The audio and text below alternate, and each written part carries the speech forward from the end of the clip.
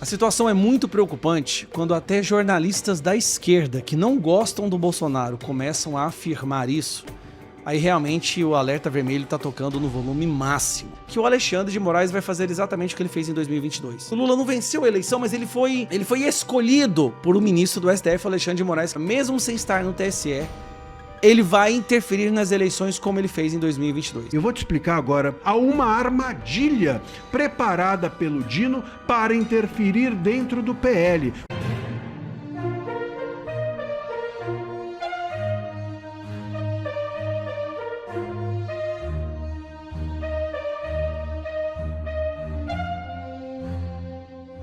Exército libanês começa a assumir controle de zonas piloto no sul do Líbano. É isso mesmo, um acordo para garantir a retirada de Israel do sul do Líbano e o desarmamento do Hezbollah teve seu primeiro teste em campo nesta segunda-feira, quando o exército libanês começou a assumir a segurança de 3 vilarejos, informou Washington. Os Estados Unidos afirmaram que as operações começaram nas chamadas zonas piloto de Frum, Srifa e Zaltar al-Gharbia, em conformidade com o marco tripartite e sob os auspícios do Grupo de Coordenação Militar para o Líbano. Presidente da Nicarágua anuncia fim das eleições no país. É isso mesmo. O presidente da Nicarágua, Daniel Ortega, deu um verdadeiro golpe de Estado. Ele afirmou que o país não vai realizar mais eleições. O movimento elimina a possibilidade de uma disputa eleitoral quando seu mandato terminar em 2027 e consolida ainda mais a ditadura comandada por ele e sua esposa. Ortega, que está no poder desde 2007, após um mandato presidencial anterior na década de 1980, disse que a medida fechará qualquer caminho para a oposição. Não haverá mais eleições aqui para que eles tentem tomar o governo e o poder, disse Ortega em um discurso para comemorar a Revolução Sandinista de 1979, na qual ele ajudou a derrubar a ditadura de Anastácio Somoza. Os dias em que partidos apoiados pelos Yankees e pelos somozistas voltariam ao poder acabaram nunca mais, acrescentou ele em sua primeira aparição pública em 2 meses. Moraes mantém condenação e bolsonarista mais votado pode ficar fora das eleições por post nas redes. É isso mesmo. O ministro Alexandre de Moraes, do Supremo Tribunal Federal, rejeitou um recurso e manteve a condenação criminal do vereador Rafael Tavares, do PL, aliado do ex-presidente Jair Bolsonaro, decisão que poderá torná-lo inelegível e impedir sua candidatura à Câmara dos Deputados em 2026. Rafael Tavares havia sido o político bolsonarista mais votado nas últimas eleições em Mato Grosso do Sul. A decisão de Moraes rejeitou um dos últimos recursos apresentados pela defesa e praticamente encerrou a discussão do caso na esfera dos tribunais superiores. O parlamentar foi condenado por suposto crime de ódio em razão de uma publicação feita nas redes sociais durante a campanha de 2018, quando ele ainda não ocupava cargo eletivo e atuava como ativista político. A situação é muito preocupante quando até jornalistas da esquerda que não gostam do Bolsonaro começam a afirmar isso. Aí realmente o alerta vermelho está tocando no volume máximo. O que você vai assistir agora é um trecho da fala do Andreasa, um analista do Estadão, Carlos Andreasa, que é um cara muito crítico à direita, ao bolsonarismo, e lá atrás bateu palmas para Alexandre de Moraes, bateu palmas para as prisões ilegais e para os inquéritos ilegais. E agora ele afirma categoricamente que o Alexandre de Moraes vai fazer exatamente o que ele fez em 2022. Em 2022 nós tivemos uma revolta popular, você se lembra? 8 de janeiro, por que aconteceu o 8 de janeiro? Porque a população percebeu que as eleições não foram equilibradas. Houve perseguição de um lado, houve buscas e apreensões, houve censura, houve a impossibilidade do Bolsonaro fazer sua campanha, tentaram destruir a campanha do Bolsonaro o tempo inteiro, e a sensação que o Brasil teve é que o Lula não venceu a eleição, mas ele foi escolhido por o ministro do STF, Alexandre de Moraes, que na época era presidente do TSE. Hoje ele não está no TSE, mas aí você vai escutar esse vídeo agora, mesmo sem estar no TSE, ele vai interferir nas eleições como ele fez em 2022. Escuta isso aqui. Alexandre de Moraes, condição de ministro do Supremo, criará uma estrutura informal, por óbvio, paralela, para interferir ou ser uma espécie de avaliador, julgador, interventor no Tribunal Superior Eleitoral nesse ano eleitoral. Alexandre de Moraes vai meter a mão no TSE. Ele presidiu o tribunal em 2022. O tribunal agiu como uma corte censora e ele vai trabalhar pela manutenção ante qualquer movimentação. E olha que eu sou um grande crítico de Nunes Marques, não preciso nem falar, né? Ante qualquer movimentação de comedimento da Justiça Eleitoral, Alexandre de Moraes vai agir por abrir frentes interventoras por um TSE interventor. Pode anotar. Não é previsão, é certeza. Alexandre de Moraes vai meter a mão no TSE.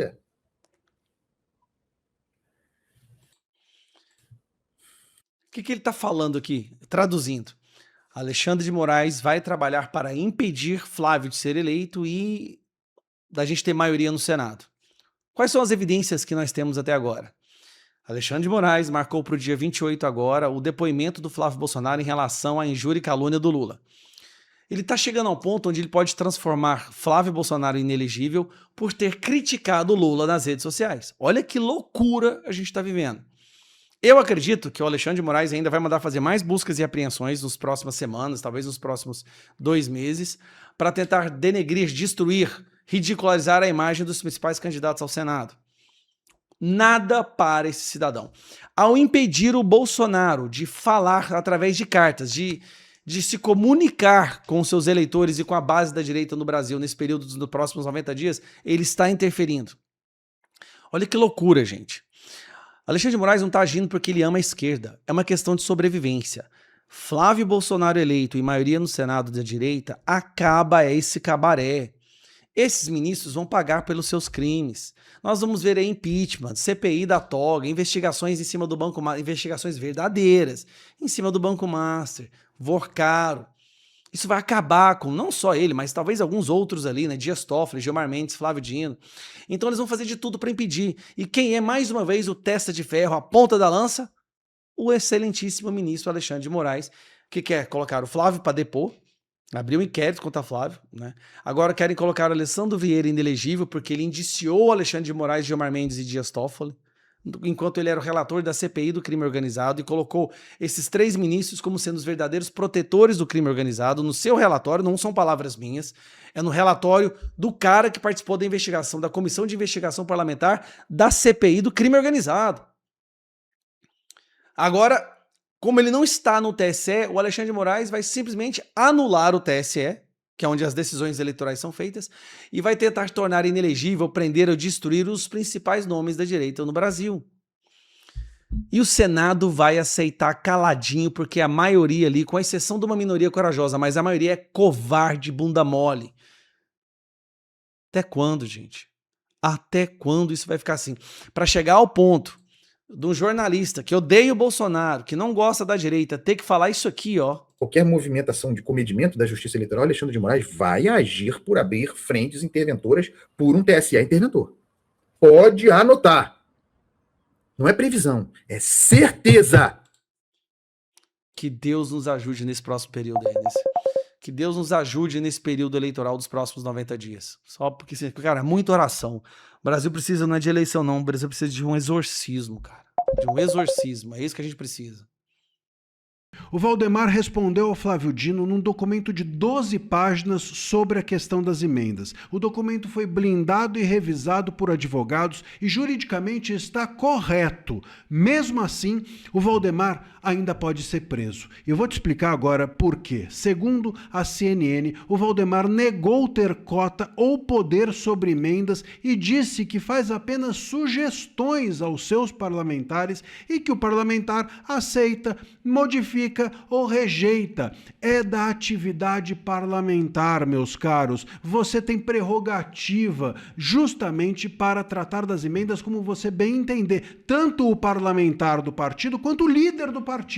Então faz parte da atividade, é totalmente lícito tanto orientar quanto negar a orientação e fazer com a emenda o que você, parlamentar, acha que deve ser feito. Sugerir prioridade a deputados do próprio partido da sua base é uma atividade parlamentar lícita, normal, corriqueira, não é crime. O crime é você sugerir para poder desviar. E o próprio Flávio Dino até agora não encontrou nenhum desvio. Na própria decisão dele, ele disse que é cedo para tratar do desvio. Bom, então qual é o problema? O problema é que simplesmente até agora o Flávio Dino já determinou, mesmo considerando cedo, mesmo não vendo nenhum desvio, já mandou bloquear 119 milhões das contas dos bens do Valdemar. Ou seja, na cabeça do Dino, e apenas na cabeça do Dino, não é só desvio que é ilícito. A possibilidade de orientar emendas parlamentares,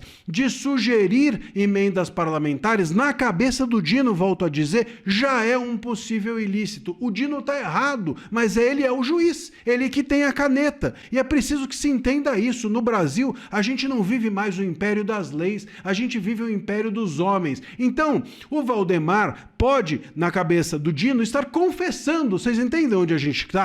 E compreendem o lugar que nós estamos?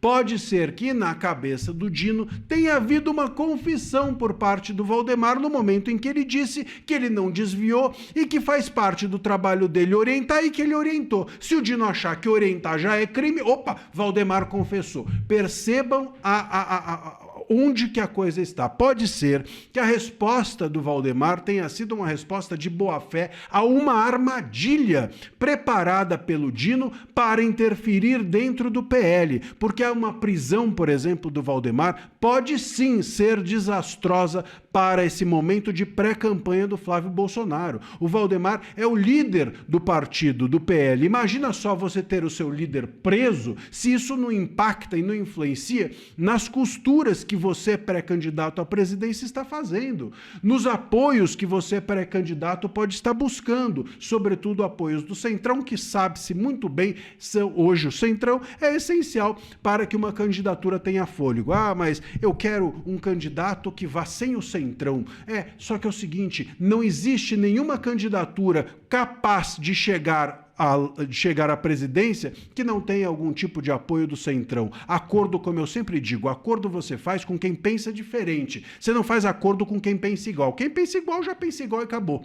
Então é necessário fazer acordo, costura, e isso pode atrapalhar e muito se o Valdemar for preso. Portanto, meus caros, pode ser que o Dino tenha preparado, repito, uma armadilha e que o Valdemar, até de boa fé, tenha caído.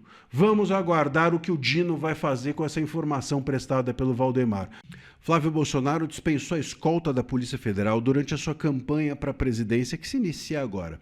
Parte dos seus aliados e a imprensa, de uma forma geral, tem dito que isso é um erro, inclusive chamado o ato do Flávio de vaidade. Mas não é. Há uma razão estratégica, há duas razões estratégicas importantes por trás dessa decisão do Flávio, e a segunda, inclusive, deixa o Lula sem resposta. Eu vou te mostrar agora quais são essas duas razões estratégicas. Bom, quem traz essa informação é a Malu Gaspar no Globo, dizendo que o Flávio recusou os agentes da Polícia Federal por não confiar na isenção da entidade sob o governo Lula. Diz o Flávio e diz todo mundo, inclusive eu, que a Polícia Federal, pelo menos na sua cúpula, está aparelhada pelo governo Lula. E aí o Flávio prefere, então, ficar sem nada? Não, ele prefere ficar com a Polícia Legislativa, que é vinculada ao Senado Federal, que fará a sua escolta durante a campanha e é quem é responsável por sua escolta desde 2019, ou seja, durante todo o seu curso enquanto senador. Ele não ficará, portanto, desamparado. Mas em relação especificamente à Polícia Federal, creio que ele tenha duas razões estratégicas relevantes e que não devem fazer com que isso seja tido ou visto como um erro, muito menos como vaidade. O primeiro ponto é o seguinte: o Flávio diz, a Polícia Federal, na sua cúpula, está aparelhada, é verdade. Na sua base, ela pode até ser isenta, mas essa base tem mais o que fazer do que ficar escoltando o candidato. Tem que investigar o caso do INSS, tem que investigar o Master, tem que investigar o Lulinha. A Polícia Federal, isso mostra o Flávio, ela tem 458 agentes e 95 milhões de orçamento. Mesmo assim, informou-nos na semana passada que não consegue investigar adequadamente, por exemplo, o caso Master ou até mesmo o caso do INSS por faltar gente ou faltar recurso. Bom, se falta gente e falta recurso, não tem mesmo que escoltar candidato. Tem que ir atrás dos recursos ou atrás dos bandidos e não atrás de candidato. Essa é a primeira questão. Me parece estrategicamente que o Flávio faz um discurso muito importante, afia e mira na coisa certa ao fazer esse discurso de a Polícia Federal tem mais o que fazer na sua base e na sua cúpula está aparelhada pelo Lula. E a segunda razão é ainda mais importante e mais real. É possível que a mando de alguém da cúpula da Polícia Federal faça-se o seguinte: durante a campanha do Flávio, peguem ali, gravem alguma coisa, vazem para este, vazem para aquele, vazem para o Lula, sabe-se lá o que vai fazer, o que pode fazer podem fazer esses agentes que estarão com ele. Portanto, meus caros, a gente tem que lembrar, a base pode até ser bolsonarista, a base da Polícia Federal, pode até mesmo ser isenta, pode não estar aparelhada, mas está ali a mando de alguém que está aparelhado, de uma cúpula que está aparelhada e a serviço do governo Lula, que será candidato à reeleição. Portanto, todo cuidado é mesmo pouco. É necessário que se pense na possibilidade de que a mando de alguém esses agentes pudessem gravar algo e vazar por aí. Isso, sem dúvida, seria desastroso, ruim e inadequado. O Flávio, a meu ver, age bem. O Flávio, a meu ver, tem essas duas razões que são estratégicas. A Polícia Legislativa, que já cuida dele há tantos anos, me parece ser suficiente para que cuide também dele durante a campanha presidencial. Não acho que é erro, não acho que é vaidade e acho que são duas razões importantes, estratégicas e adequadas as que ele escolheu para ficar com a Polícia Legislativa. Deixa aqui o seu comentário, eu vou pedir que você diga aí, você acha que ele agiu bem, agiu mal, foi estratégico ou foi um erro? E também queria te pedir que você se inscrevesse aqui no canal, porque a gente tem mais da metade das pessoas que acompanham diariamente as análises aqui do canal que ainda não é inscrita. Então se inscreva, clica no botão de inscrição e faça parte da nossa comunidade. Bom, pessoal, esse foi mais um vídeo. Eu espero que vocês tenham gostado. Se vocês gostaram, deixa o like aqui para fortalecer nosso canal. Logo eu volto trazendo mais informações da política para vocês. Um forte abraço, fiquem todos com Deus e até a próxima.